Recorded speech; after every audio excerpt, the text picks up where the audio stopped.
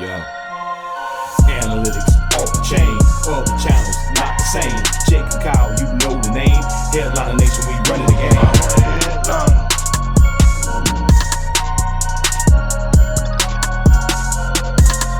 I'm a headliner.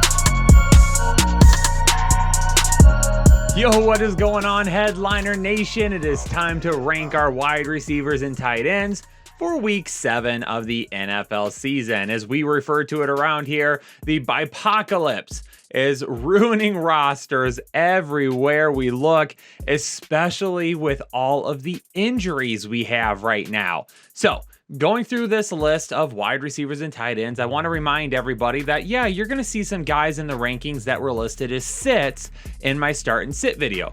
Why is that? Is because if you're a sit in the start and sit video, it's because I think your floor is lower than 10 fantasy points, which is the cutoff to be a start in that video.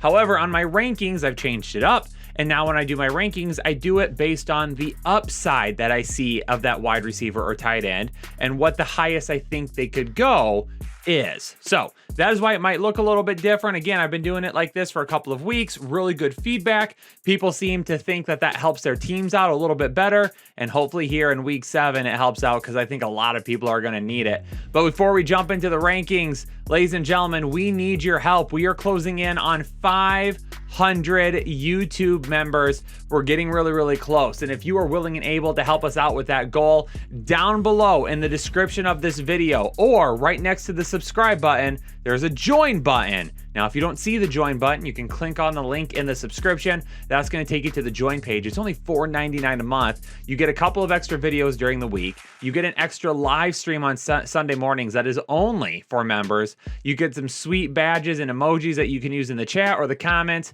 and you get a badge next to your name so everyone knows that you are a part of the exclusive Headliner Nation. So it's time to hop into it, ladies and gentlemen, and we are going to talk about the top 50 wide receivers to kick things off. Number 1, Davante Adams going up against a Washington defense that not very good. They've not been good this season. Remember a couple weeks ago when Davante Adams went for over 200 yards? I don't think that's going to happen this week, but it could end up being a lot. Tyreek Hill going up against Tennessee at number 2, another team giving up a whole lot of points to fantasy tight ends. Cooper Kupp going up against Detroit. Matthew Stafford's going to be slinging the balls all over the place. It's going to be bad for Detroit this weekend. DeAndre Hopkins going up against his former team, Houston, coming in at number 4. DJ Moore, definitely love DJ Moore this week. Expect him to bounce back. His last couple of weeks have been so-so, not great, not terrible in any means. But, you know, we'd like to see a little bit more. I think he gets back to that ceiling this week.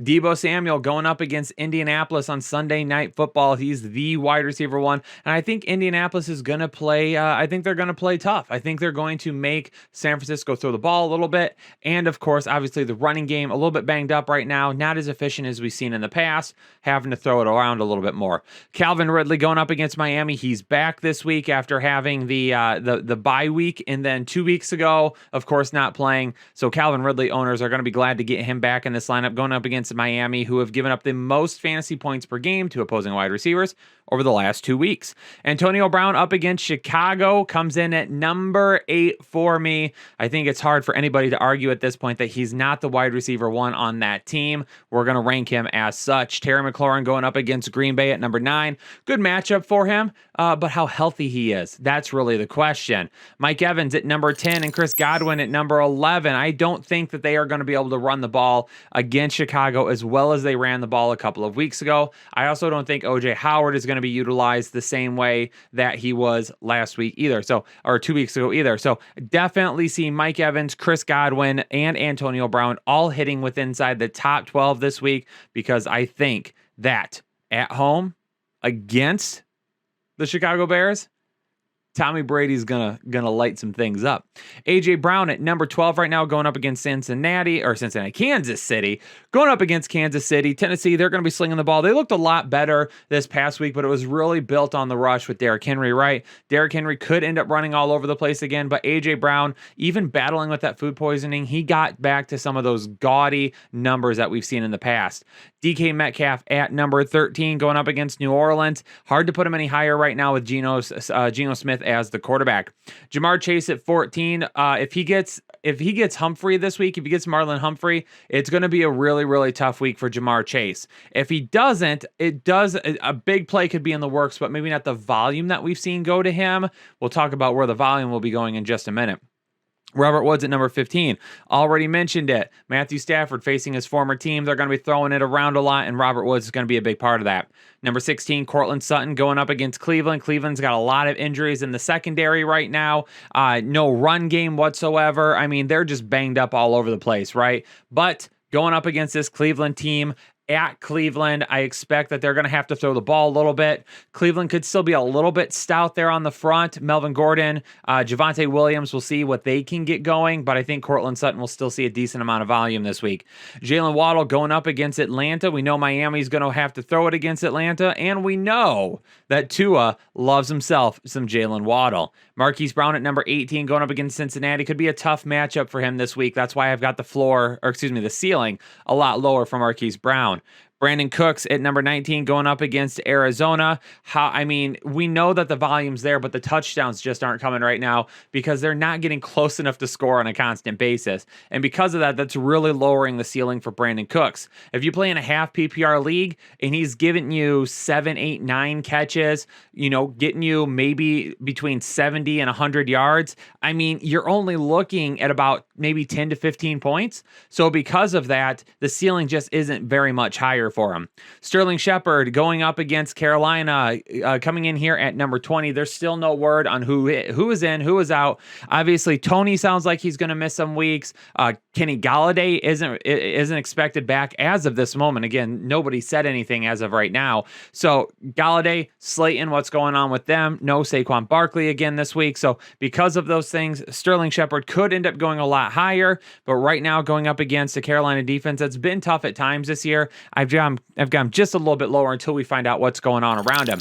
Allen Robinson at number 21 going up against Tampa Bay. Tampa Bay's been a lot better in the secondary, but they're still banged up. No Richard Sherman this week. Allen Robinson, it's coming, ladies and gentlemen. It's coming. I know none of you believe me, and I know y'all hate hearing it week after week. I see it in the comments. I'm not giving up on Allen Robinson yet. Devontae Smith coming in at number 22, going up against Las Vegas. There's really not a whole lot of ceiling for Smith. He's the wide receiver 1 on this team, but he's not scoring. Jalen Hurts isn't being efficient enough getting him the ball. It's a mess. Number 23, Tyler Lockett going up against New Orleans. Really it takes a couple of big plays to get Tyler Lockett into this stratosphere. But again, we've got it a little bit lower because we got Geno Smith throwing the football. So yeah, we're not putting him up near the top 10 like he was at one point this season, but he still, I think, deserves to be in the top 30 if we're talking about ranking players by their upside. T. Higgins at number 24. It's going to depend too. With T. Higgins, I've got him as a sit this week. I don't love the matchup for him. I think the matchup is the secondary wide receiver. The guy on the team getting the second most targets is going to go to Tyler Boyd. Michael Pittman at number 25. But for some reason, this is where I have Higgins ceiling, because if he were to take one to the house, he could fall right here in that 24 range. Michael Pittman Jr. at number 25 going up against San Francisco. The wide receiver 1. Don't know what's going on with T.Y. Hilton as of yet. We'll have to continue to monitor that. Also sounds like Paris Campbell's going to be missing some time. Tyler Boyd at number 26. Yes, I have him as a start over T. Higgins, but I have his ceiling a little bit lower than T. Higgins. I expect Tyler Boyd to get a lot of the volume this week. The slot corner for the Baltimore Ravens allows a catch over 80% of the time. So the volume is going to be there for Boyd. The upside might not be there, though, because Higgins has a better chance of scoring than what Boyd does. Odell Beckham Jr. coming in at number 27. What's going to be the call this week with our boy Case Keenum? Where are we going to be going with Odell Beckham Jr.? Well, he's got some upside. Case Keenum came in and helped. Stephon Diggs and Adam Thielen still did fine with Case Keenum there in Minnesota. So maybe it's a little bit better. Who knows? Maybe Case Keenum comes in and unseats Baker for the rest of the year. We'll have to wait and see what happens. Darnell Mooney at Tampa Bay. Lots of upside this week. Lots of upside for Darnell Mooney. Tim Patrick at number 39 going up against Cleveland. No Jerry Jeudy this week. As of now, still sounds like he's going to be out. Tim Patrick's going to slot in here. Number 30, Corey Davis going up against New England. Don't love it, but it's Corey Davis. He's getting volume. Potential's there to be throwing at New England. His ceiling's not that high, though. Robbie Anderson going up against the New York Giants at number 31. Got to have him in this conversation. He's got over 30 targets the last 3 weeks. The dude is getting just absolutely peppered. One of these days, he's going to take one to the house for a big play, and it's going to make the week. Christian Kirk versus Houston at number 32. I like Christian Kirk this week, but the question really is for me, what happens if Arizona gets out to a huge lead against Houston? So is Kirk going to have to make up his fantasy points to begin the game? That might be the case. Henry Ruggs at number 33. Like Henry Ruggs, obviously you can take it to the house from anywhere, but is Slay going to keep him in check this week? Jacoby Myers at number 34. The dude can't score from anywhere on the field at this point. Yeah, he had one called back, but going up against the New York Jets, I think we see a lot of the tight ends. Remember, I mentioned it in the start sit video. The Jets, surprisingly, third fewest fantasy points per game allowed to opposing wide receivers. Julio Jones at number 35. As of right now, there is no guarantee he's going to be out. So I'm going to leave him here. Obviously, coming off re-aggravating an injury, going to be much lower going against Kansas City, but they have not said, the only thing I've heard, he's day-to-day as of right now. So we'll change it, obviously, if he doesn't end up playing. If he does play, this is about where I'll have him. Mecole Hardman at number 36. Again, a Tennessee defense that gives up a ton of big plays. Hardman's seen a decent amount of targets over the last couple of weeks. I'm going to spin him in here as a start this week. 37, A.J. Green. Basically the same thing about Christian Kirk. He could see a decent amount of volume. Kirk's got a little bit more big play upside for me, but if they get so far in front of Houston, are they really going to have that upside? Hunter Renfrow at number 38. Not a whole lot of upside for me. Don't love this matchup against Philadelphia this week. I think it's going to be more of the tight ends in the run game this week. Marquez Callaway at number 39 against Seattle. Big play opportunities there, and finally volume a couple of weeks ago. Devontae Parker at number 40. What's going to happen with him? Is he going to end up being in? Is he not? Again, things that we will have to monitor while we are going through the rest of the week. At the time that I recorded this, there was no guarantee he was going to be out. So keep it on your radar. Amon-Ra St. Brown going up against the Rams. Don't love it, but he might be the number one target right now. We got to put him in here somewhere.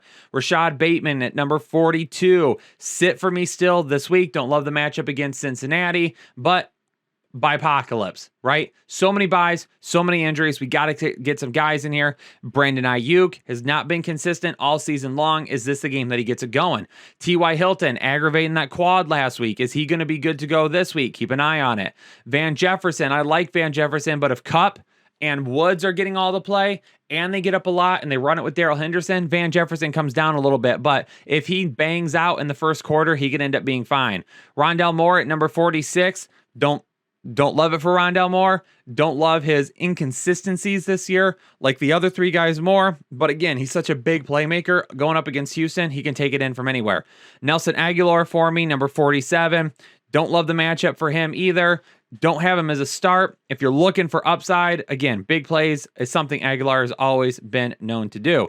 Jamison Crowder at number 48. Not a lot of upside with him. He gets a decent amount of targets, but going up against New England, is he going to be able to turn those targets into big gains? Donovan Peoples-Jones going up against Denver. Got him here at number 49. Again, it's all kind of predicated on those big plays. Jarvis Landry, will he end up being a go this week? We'll have to keep an eye on that. Zach Pascal at number 50 going up against San Francisco. Again, is T.Y. Hilton going to be in? Is he not going to be in? What's going to happen with that? Zach Pascal, if there's no T.Y. Hilton, no Paris Campbell, I like his touchdown upside. All right, we banged out those top 50 wide receivers faster than Robert Kraft in a massage parlor. So let's move on to the tight end position with Travis Kelce at number 1. Obviously, big play Kelce, not going anywhere. Mark Andrews at number 2 this week. He's just been getting so much volume. It's hard not to throw him up that high. Cincinnati, going up against Cincinnati again, Marquise Brown could have a little bit of a tougher matchup on the outside. More targets to Mark Andrews. Darren Waller, who's been a little bit consistent still with his performances this year. Not off the bandwagon by any means. A lot of people are asking about Darren Waller. We're not going anywhere. He's the number 1 target in this offense. Kyle Pitts against Miami. Let's see if he can keep that London magic from a couple of weeks ago going. TJ Hawkinson against the Rams. I mean, the volume could be there, but how big of a game will he end up having? Dallas Goedert going up against Las Vegas. I got him here at number 6, but again, he's not been reactivated off the COVID list yet, so we're continuing to monitor that. If he doesn't get off, then obviously we remove him from here, or if we find out that he doesn't end up practicing at all this week, and then going into Sunday, we might drop him back a little bit. Noah Fant going up against Cleveland on Thursday Night Football. Definitely see an opportunity for Noah Fant to have a great week. Mike Gesicki, we know the volume has been there. Can he score, though? If he scores, he goes a little bit higher, but based on volume alone, he's absolutely in this area. On the flip side, Hunter Henry, yeah, he's been getting okay volume, but he's scored in the last 3 weeks, and that's really what has helped propel him. Going up against the New York Jets, who are very tough at the wide receiver position, I think he's going to end up having a great game this week if Mac Jones isn't looking to those wide receivers as much. Ricky Seals-Jones at Green Bay. Great week last week. Another good week incoming. CJ, who's your mama, going up against Baltimore. We've got him listed as a start again this week. Again, Cincinnati could be having some issues outside at wide receiver if those tough matchups end up keeping them pulled down just a little bit. And because of that, Tyler Boyd, CJ Uzomah could end up having great potential. Zach Ertz going up against Houston. He's a sit for me this week, but if I had to look for a potential ceiling, it would be right here because Houston can't stop tight ends to save their lives. But how much is Zach Ertz really going to play? How deep into the playbook is he going to be? Is he really going to get a bunch of targets over Rondale Moore, AJ Green, Christian Kirk, and DeAndre Hopkins, Chase Edmonds, and James Conner? If they end up getting ahead by a lot, are they going to end up running the ball an awful lot? So all of those things combined for me, yes, Zach Ertz is a sit, but if everything goes right for him, his ceiling could be right here. Jonnu Smith at number 13. Mentioned it with Hunter Henry already. Jonnu Smith, I got a little bit lower than that just because Hunter Henry has been the guy so far. Mo Alley-Cox coming in at number 14. Big Mo himself. Touchdown potential. Don't love him as a start this week. But again, I mentioned it in the start and sit video. If Paris Campbell and T.Y. Hilton are both out, then I might end up switching Mo Alley-Cox to a start this week. Tyler Higbee at number 15. He's a sit for me as well this week. Going up against Detroit, there is a little bit of room for ceiling, but we haven't seen any ceiling from him this year. Will Dissly I've got as a start this week, but if we're talking upside, I mean, it's going to be right about here. I mean, does he go any higher than that? It's going to be tough. A lot of things are going to have to go right for him. OJ Howard, it doesn't look like there's going to be any Gronk again this week. He still hasn't practiced as of this recording. OJ Howard coming in here at number 17, going up against Chicago. Yeah, maybe a couple of targets, but I really do believe that the three wide receivers are going to eat this week. Gerald Everett at number 18. For Will Dissly being at number 16. Gerald Everett just a couple of spots after him. Gerald Everett could score, but is he going to get the volume that Will Dissly potentially could?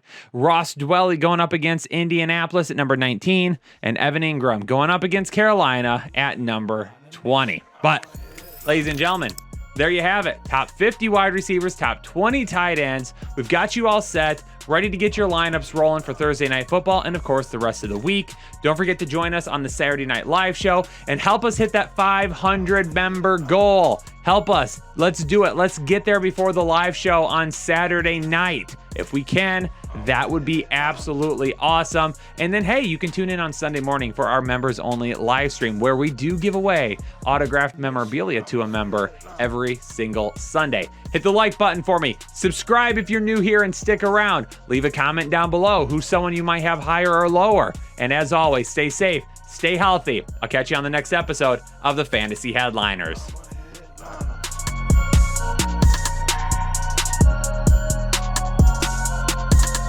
I'm a headliner.